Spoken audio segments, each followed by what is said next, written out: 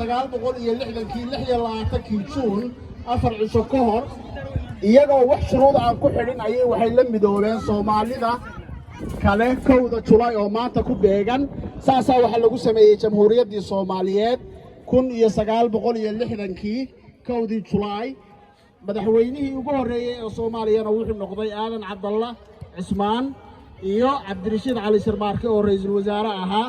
waddanku dimuqraadiyad buu ahaa doorasho ka dhacday 1967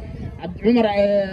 Cabdirashiid Cali Sharmaarke madaxweyne laga dhigay kadibna waa tii Oktoobar 15keedii laascaanood madaxweynaha uu ku dhintay oo lagu dilay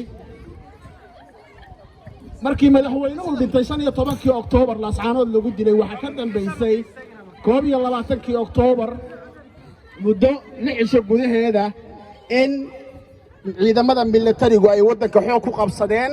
oo uu hogaaminayo Korneyl Maxamed Siyaad Barre isagoo waddanka xukumayay 1969kii ilaa iyo 1991 January markaas oo ay timi in waddanka Soomaaliyeed uu burbur galo oo waxa weeye dagaal sokeeye uu ka dilaaco ilaa iyo 1992 ilaa 93 waxa la wada shirkii Soodare waxa ka dambeeyay shirkii Carta 2000 ee lagu yagleelay dawladda Soomaaliyeed waxa ka dambeysay dawladdii 2004 ee awdooreed shirkii Cabdullaahi Yuusuf madaxweynaha loogu doortay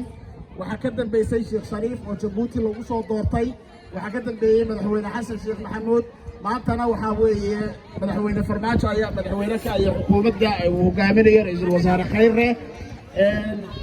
maanta waxa loo baahan yahay bulshadeena Soomaaliyeed ee qurbaha jooga in aynu waxa weeye tafaraaruqa iska dayno oo waxa ina mideeya waa Soomaali calankeenana astaantiisa waxa xidugtu ay tilmaamaysaa waa shantii Soomaaliyeed Soomaalidu meel kasta ay joogto waa isku af waa isku dhaqan waa isku diin waa isku waxa weeye midab meel lama kala jiraan dhammaantood waa wiil iyo walaalkii marka waxa loo baahan yahay inaynu gacmaha isqabsano midnimo ayaa ina deeqda midnimada ayaynu horumar ku gaari karaa midnimada ayaynu nabad ku heli karaa waxa loo baahan yahay inaynu kala shaqeyno dadka waddanka jooga maadaama qurba joogtu ay waddankana ka qayb qaataan dhismihiisa waxa loo baahan yahay nabadana inay qayb ay ka qaataan aad iyo aad baan idin salaamaya waxa kaloo barnaamijkeena inoogu jira maanta jaaliyadda Sweden ee Växjö suldaanka guud ee Soomaalida Sweden ayaa halka kan lagu caleema saaraya isagoo barnaamijkeena weheliya isagoo aan rajaynayno inuu ka shaqeyn doono nabadda deegaanka gudaha waddanka iyo dabadiisaba iyo isku haynta jaaliyadda iyo midnimada Soomaali meel kasta ay joogto waa walaalo weeye